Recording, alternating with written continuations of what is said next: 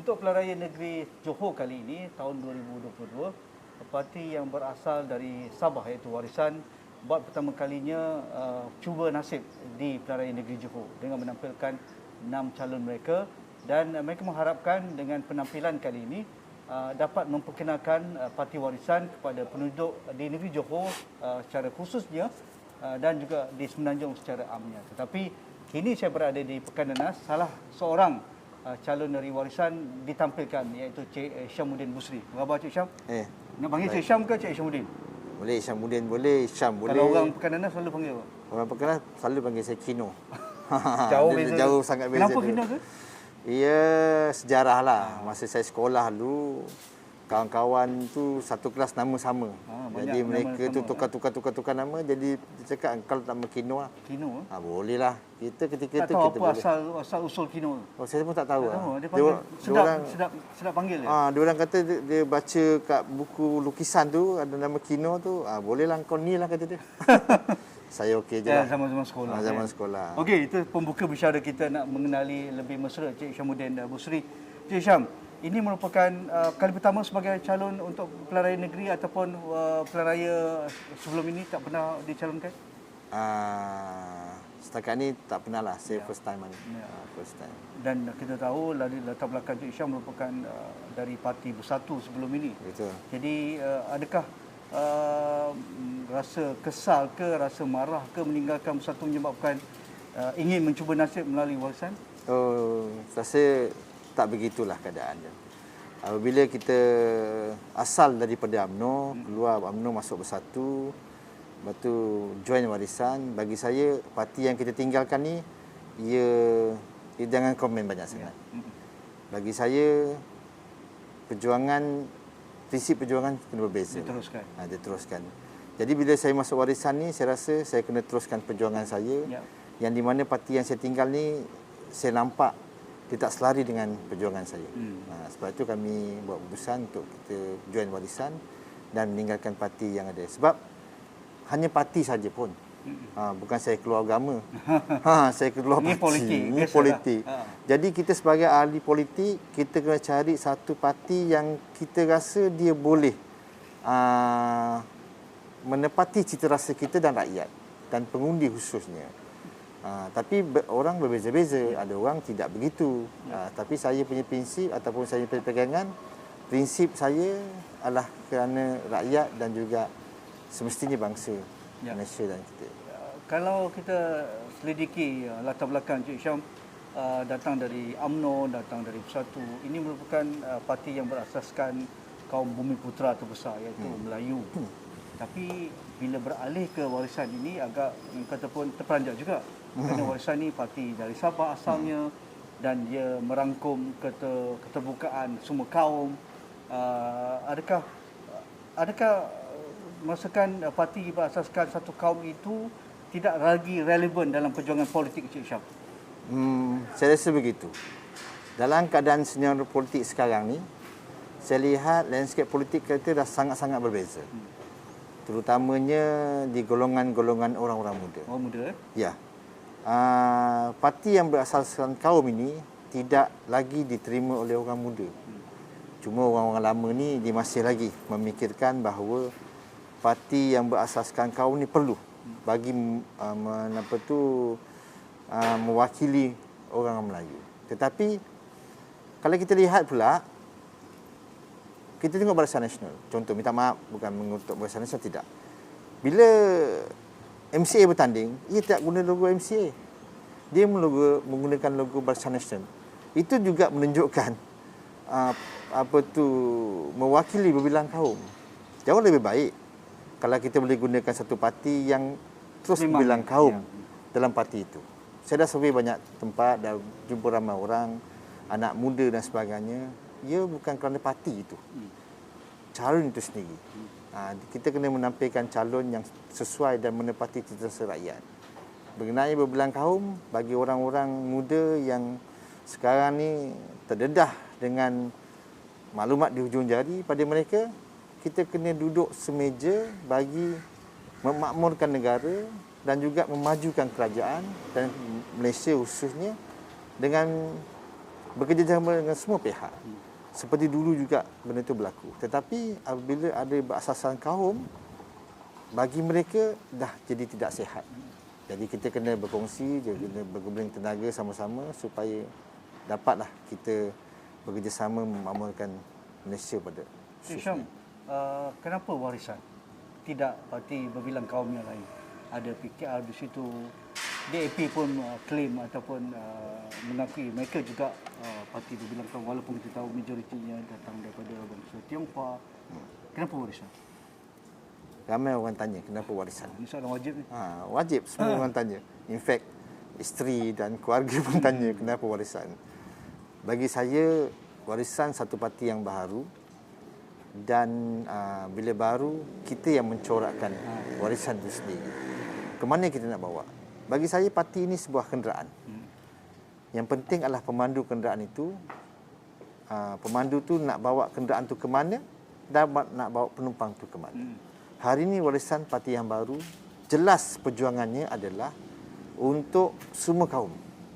Saya lihat 2-3 tempat warisan buat program, semua orang dekat situ. Ada Melayu, Cina, India, duduk semeja untuk memikirkan bagaimana membantu dan membetulkan kerajaan. Kalau kita banyak parti di luar sana, macam tuan kata DAP, memang perbelangan kaum.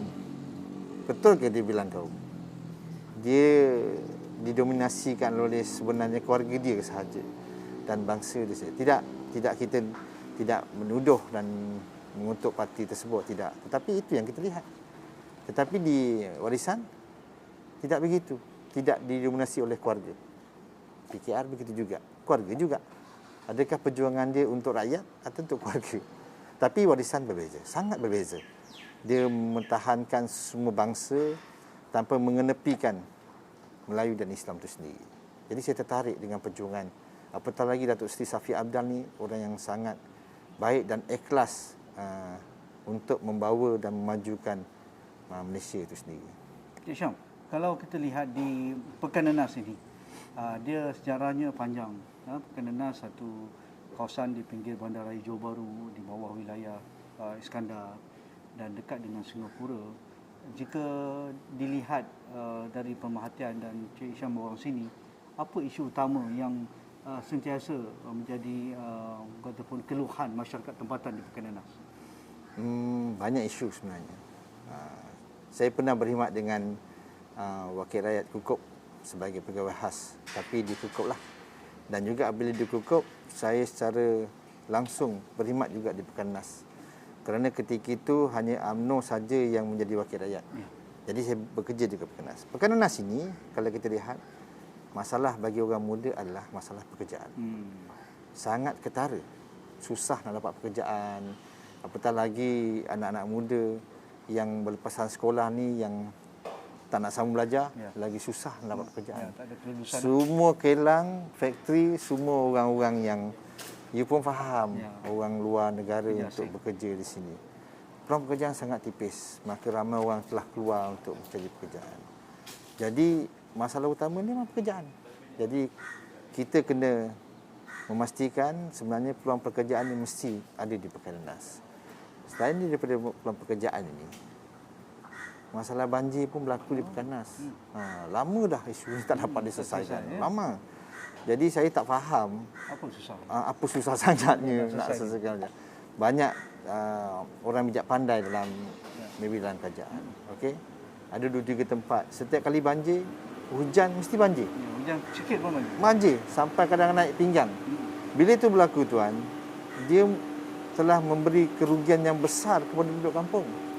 Nak beli peti sejuk baru, nak beli TV baru, semua baru nak kena beli. Dan setiap kali 2-3 kali setahun dia mesti menghadapi banjir. Dan bagi saya isu ni kena selesaikan. Bila dapat diselesaikan, maka keseluruhan hidup dapat dikurangkan. Sebab bila banjir dia kena modal baru. Betul. Duit yang disimpan bertahun-tahun itu terpaksa digunakan untuk membeli barang baru dan sebagainya. Itu dua perkara yang saya rasa sangat penting bagi kita untuk kita selesaikan selain daripada isu peniaga-peniaga kecil di tepi jalan. Kalau kita lihat ramai orang berniaga di tepi jalan ni. Ya, Tetapi berniaga di tepi jalan ni seperti orang tahun 60-an. Tidak disekatakan. Sepatutnya dah tiba masanya kita kena sekatakan. Kita kena beri satu tempat yang paling sesuai untuk mereka, untuk mereka ditempatkan, dikumpulkan, diwartakan tempat itu sebagai tempat usahawan, diberi kemudahan elektrik dan sebagainya, diberi tempat mungkin ada sedikit tempat untuk mereka bersolat dan sebagainya. Benda ni perlu diberi keutamaan. Sebab rata-rata yang berniaga ni semua orang-orang yang kais pagi makan pagi. Mereka terpaksa bekerja siang malam untuk mencari nafkah. Kalau tempat itu diletakkan ada elektrik, ada api dan air sebagainya, kemudahan asas itu ada. Ada parking. Mereka boleh niaga siang malam. Ya. Mereka boleh dapatkan pendapatan yang lebih. Taklah sampai pukul 6 atau 7. Kalau nak berniaga lebih pukul 6 ke 7, dia kena pakai generator. Kekurangan generator ini tuan, dia alam sekitar. Ya, dan kos. Bising, asap dan sebagainya. Dapat tak hidup, berpeluh-peluh pula nak hidupkan. Lepas itu, minyaknya pula akhirnya mungkin memberi kesan pada usahawan itu sendiri. Jadi antaranya itu menjadi keutamaan saya jugalah. Sebenarnya isu-isu mesti diselesaikan. Seperkara lagi, kawasan riadah perlu kita utamakan. Sepanjang COVID ni tuan, ramai orang stres. Yang sakit. Stres, sakit. Ada orang cakap nak bunuh diri. Di Perkanas adalah orang bunuh diri. Tapi orang stres ramai. Kita bimbang, makin stres gila pula. Jadi kita kena siapkan tempat riadah. Tempat riadah ni dia mesti disatukan untuk semua kaum. Supaya semua kaum dapat duduk satu tempat. Dan ini kalau berlaku, maknanya silaturahim atau perpaduan berbilang kaum ini dapat kita terjemahkan seperti mana warisan parti warisan yang menterjemahkan unity atau perbilang kaum. Jadi hasrat saya, perkara ini mesti menjadi keutamaan. Kalau lihat di Pekan Nenas ini tuan, minta maaf tuan sepanjang saya ada kat sini, kita tak ada satu lagi tempat futsal center untuk anak-anak muda bermain yang diberi perkhidmatannya secara percuma kepada orang. Semua berbayar. Semua berbayar. Saya tak resis, tetapi kalau kita tengok di Perkanas, gelangan bola keranjang sangat banyak. Ada yang telah dibumbungkan, di-upgrade dan sebagainya, main secara percuma. Tak ada masalah. Tak ada masalah. Buka je kara, boleh main. Tetapi untuk futsal semua berbayar. Dia kena bayar. Walaupun RM3 atau RM5, dia tetap kena bayar. Tapi ini tidak sihat. Tidak sihat kepada semua kaum. Tapi kalau ada satu tempat yang kita longgokkan, semua kaum boleh beriadah sama, saya rasa itu lagi menguatkan lagi perpaduan berbilang kaum. Bila perpaduan itu kukuh, ekonomi akan bertambah kukuh. Sebab semua hormat menghormati.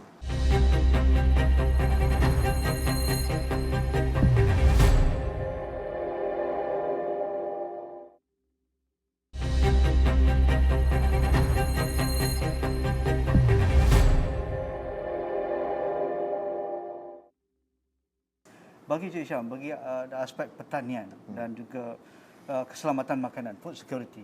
Kerana kita tahu Pekan Nenas sinonim dengan nenas. Tetapi saya rasa tanah yang subur di Pekan Nenas ini, orang ramai ataupun terlibat dalam industri komoditi seperti sawit. Tetapi apa lagi untuk menolong kelompok komuniti pertanian yang ataupun peluangnya belum diterokai sepenuhnya di Pekan Nenas? Di Pekan Nenas ini kita memang terkenal dengan nenas lah. Kita pun ada kaitan nenas di Pekan Nenas. Terbesar di sini. Terbesar. Lepas tu bila dah tak ada nenas tu, maka orang beralih arah kepada kelapa sawit. Betul. Tapi dia bagus kepada orang yang ada tanah 10 ekar, 5 ekar, 20 ekar. Besar. Bagus dengan harga sawit yang sekarang ni cantik lah. Tetapi bagi orang yang 1 ekar, 2 ekar, 3 ekar, dia tak tahu nak buat apa. Bagi saya, sekarang dah tiba masanya untuk kita balik semula ke zaman dahulu, tahun 60, tahun 70. Maknanya tanaman kontan ini mesti kita luaskan lagi. Mesti kita ingatkan lagi kepada penduduk atau petani supaya tanaman kontan ni perlu Pasal sekarang ni saya pun kurang. Ya, Kalau ada orang boleh tanam mahal. timun, orang boleh tanam Cili. cili, kita mungkin boleh buat berkelompok. 3-4 ekar tanah, kongsi 2-3 orang, jadi buat cili agaknya gitu, dan seterusnya lah. Saya rasa itu boleh menambah lagi pendapatan masyarakat, petani-petani yang ada di kawasan kita ni. Jadi kalau ada itu berlaku, sebenarnya ia jauh lebih baik. Tentang kos hari hidup. Pekan Nenas tak boleh tidak menerima tempias kos hidup yang tinggi di Johor, khususnya di Bandaraya Johor Bahru. Sebab itu orang ramai keluar dari Johor Bahru beli rumah di kawasan sekitar, termasuk di Pekan Nenas. Adakah isu ni juga menjadi keutamaan jika dipilih oleh Cik Isyamuddin? Misalnya isu barang mentah, isu harga rumah yang tidak mampu dimiliki, isu berkaitan dengan perkhidmatan dan sebagainya. Kos hari hidup ni kita pun tahu sekarang ni terlalu tinggi. Daripada dulu sampai sekarang tidak ada satu hari ataupun satu tahun atau satu bulan yang barang akan turun. Betul. Di setiap tahun akan turun. Malangnya bila naiklah harga barang, pendapatan tak naik. Gaji tak naik. Sama. Pendapatan gitu juga. Statik. Kos hari hidup tinggi. Apatah lagi dalam musim Covid ni. Ya. Orang tak ada kerja dah. Kos hari hidup lagi tambah tinggi. Sepatutnya sekarang ni kita boleh kawal harga barang. Boleh kawal banyak benda. Telur pun orang dah tak mau beli. Dulu orang yang makan telur ni orang susah. Hari-hari pagi tengah hari Itu makan yang telur. paling mampu beli. Sekarang ni yang makan telur orang kaya. Orang yang tak mampu dah tak boleh makan telur dah. Mungkin dia makan benda lain. So maksudnya kos harga hidup ni mesti ataupun kos harga barang ni mesti ditangani dengan segera. Saya tak faham lah sebenarnya kenapa kita tak boleh kawal harga telur dan harga ayam sekarang ni yang melambung gila babi. Tuan, banyak peniaga-peniaga yang kawan-kawan saya yang berniaga di tepi jalan, jual nasi bajet dan sebagainya, mereka sangat mengeluh. Dia jumpa saya, "Kino, macam mana nak berniaga, Kino? Saya dah tak boleh berniaga. Dulu jual bajet RM5. Dari saya berniaga ayam RM6.30 sekilo. Sekarang RM9, RM10. Bagaimana saya nak berniaga? Saya nak kecilkan ayam punya portion itu. Kesian orang. Ya, orang marah. Ayam saja, kata dia. Yang lain, beras naik, telur naik, sayur. Harganya melambung. Akhirnya dia terpaksa naikkan harga barang. Bila naikkan harga makanan, orang tak beli. Orang kata lebih baik aku beli masak kat rumah. Kalau itu berlaku, semua orang beralih-alah masak sendiri. Bagaimana peniaga tepi jalan? Usahawan-usahawan kita di tepi-tepi jalan ini yang sebenarnya hidup dia kais pagi, makan pagi dengan pendapatan meniaga tepi jalan, akhirnya dia tekanan. Kalau dia tekanan, susahlah kita. Susahlah kita masyarakat di tekanan khusus. Apa idea kalau Cik Isyamuddin dipilih sebagai wakil rakyat yang boleh dilontarkan di Dewan Undangan Negeri? Yang pertama sekali, masalah pengangguran mesti diselesaikan dengan segera. Maksudnya kita nak tambah pendapatan lah ni. Yalah. Bila barang ni susah nak kawal. Bila tak ada pengangguran, maknanya orang bekerja. Bila orang bekerja, orang ada pendapatan. Okey. Keduanya, kerajaan kena mengenal pasti kawasan-kawasan Lauan Bandar macam di Pekan Nenas ni. Seperti you kata tadi, tanaman kontan dan pertanian ni mesti kita perluaskan supaya orang-orang luar bandar ni boleh mendapat pendapatan. Dan kerajaan kena kawal harga barang. Saya akan cakap dalam Dewan Undangan Negeri supaya kerajaan kena kawal harga barang. Kawal supaya rakyat boleh berbelanja dan sebagainya. Banyakkan lagi peluang-peluang pekerjaan. Saya dalam masa sesi kempen ni, insya-Allah dalam seminggu ni saya akan buat satu program untuk program peluang pekerjaan. Ada 300 peluang pekerjaan yang akan saya kongsikan kepada penduduk Pekan Nenas, insya-Allah dalam masa 2-3 hari ini. Sebelum saya jadi wakil rakyat ni, saya nak beri dulu perkhidmatan itu, beri juga peluang itu kepada semua penduduk di Pekan Nenas, insya-Allah. Ni maksudnya datang daripada rakan-rakan ke bagaimana? Datang daripada rakan-rakan. Ada datang daripada satu company yang besar, offer saya supaya offer pada masyarakat Pekanas ni untuk diberi peluang pekerjaan. Ramai orang tak ada kerja. Betul. Bagi Cik Syamuddin, dari aspek penghijrahan, kita tahu warisan ini datang dari negeri Sabah, tetapi sekarang sudah melebarkan sayap di Semenanjung. Adakah kalau bertapak di Johor ini, Cik Syamuddin rasa peluang warisan untuk luas ke wilayah lain ataupun negeri lain amat cerah? Jika kalah, bagaimana? Ginilah, ramai orang tanya saya, kenapa kau bawa orang Sabah datang sini? Ramai orang tanya saya, kenapa tak ada parti kat Malaysia? Tapi mereka mungkin terlupa, parti itu bukan untuk khusus untuk negeri itu sendiri. Betul. Kenapa UMNO berada di Sabah? Kenapa PAS bertanding di Sabah? Kenapa DAP pun bertanding di Sabah? PKR begitu juga. Dan kenapa pula kita tak boleh bertanding di Semenanjung? Okey. Apabila kita bertanding di Semenanjung, sebenarnya tujuan asas kita adalah, tujuan utama kita nak memberi pilihan kepada masyarakat untuk memilih parti yang lebih baik. Kita tahu Barisan Nasional tadi cuba, Perikatan Nasional begitu juga, Pakatan Harapan begitu juga. Di kebelakang ini PH menjadi orang tolak. You pun tahu, di Melaka orang tolak, di Sarawak orang tolak.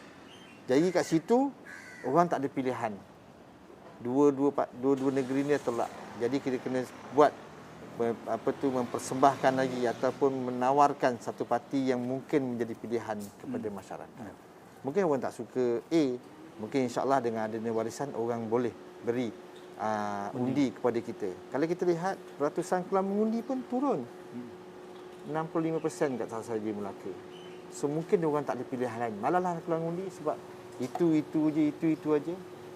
Kemana lagi 20% atau 30% itu. Dengan adanya warisan, saya yakin dan percaya orang-orang yang tak suka, tak nak mengundi, tak nak keluar mengundi, saya yakin dia akan keluar mengundi. Soal kalau kita kalah lah, contohnya macam Tuan katakan tadi, dalam perjuangan parti ni, bagi saya ini permulaan. Kalah adalah permulaan. Maknanya kita akan teruskan lagi untuk PRU 15, 16 dan seterusnya, insya-Allah. Apa strategi Cik Syam untuk menarik orang keluar mengundi kali ini? Pertama sekali, perubahan. Kalau masyarakat yang ada di Pekanas ini nak melihat perubahan, nak melihat bahawa satu parti yang telus, satu parti yang memamerkan bersih, dia kena keluar mengundi. Terjemahkan kepada pilihan raya kali ini, kalau tak suka yang A, tak suka yang B, maka pilih yang C. Sebab kita keluar hari ini, kita datang hari ini nak memberi perkhidmatan. Warisan nak memberi perkhidmatan dan memberi pilihan kepada masyarakat. Rakyat kena keluar, tunjukkan kepada umum bahawa kita kena berubah. Kita kena berubah untuk yang lebih baik daripada yang ada. Bukan cakap yang ada tak baik, tapi yang lebih baik. Okey, Cik Syam mungkin ada pesanan kepada penduduk Pekanas mengapa kena pilih Cik Syam dan mengapa kena pilih warisan? Kepada semua pengundi atau penduduk Pekanas, saya merayu tuan-tuan dan puan-puan keluarlah mengundi pada 12 hari bulan ini bagi menunaikan tanggungjawab tuan-tuan dan puan-puan. Pilihlah saya kerana saya yakin dan percaya saya boleh berkhidmat dengan lebih baik kepada tuan-tuan.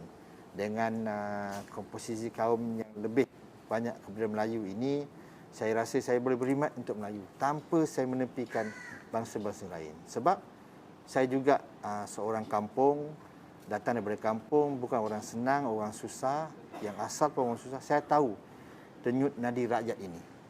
Bangsa Cina, saya tahu keadaan dia. Orang Melayu, saya tahu keadaan dia. Apatah lagi, Cik Tuan ni, saya sekolah Cina. Hidup saya adalah separuh daripada hidup saya dengan bangsa Cina. Orang Cina tak ada masalah tentang duduk dengan orang Melayu dan begitu juga. Kalau kita bersama, saya yakin dan percaya kita akan lebih makmur. keluar mengundi, pilihlah saya bagi kita buat perubahan landscape politik di Pekan Nas ini khususnya. Saya yakin dan percaya saya boleh buat yang terbaik. Masalah rakyat, saya janji dalam masa 24 jam masalah rakyat datang kepada saya mesti angkat masalah itu kepada pihak-pihak yang berkenaan. Masalah banjir saya akan bawa terus kepada kerajaan negeri, begitu juga masalah pengangguran. Sekarang ni saya dah akan buat program untuk untuk pekerjaan, insya-Allah. Beri saya peluang untuk saya bersama dengan tuan-tuan. Beri saya peluang untuk saya mewakili tuan-tuan. Jangan anggap saya sebagai pemimpin, tapi anggaplah sebagai seorang yang wakil kepada tuan-tuan untuk angkat masalah tuan-tuan kepada pihak-pihak yang tertentu atau pihak kerajaan. Keluar mengundi, pilihlah Warisan, satu-satunya parti yang tidak memilih apa-apa kaum. Pilihlah Warisan kerana Warisan tidak mengenepikan Melayu, Cina dan India. Kita duduk semeja, bincang semeja, bagaimana kita boleh makmurkan Pekan Nas susunya. Sekian. Terima kasih. Terima kasih Cik Hishamuddin Busri, calon N55 Pekan Nas dari Parti Warisan. Jadi all the best Cik Hisham. InsyaAllah. Dan kita akan memantau juga kempen trail Cik Hisham di Pekan Nas ini. Alright. Dan masa banyak lagi untuk berkempen sehingga 12 hari bulan. Jadi itu saja saya berada di N55 Pekan Nas. InsyaAllah kita jumpa lagi dengan calon yang lain pula dalam Johor Memilih.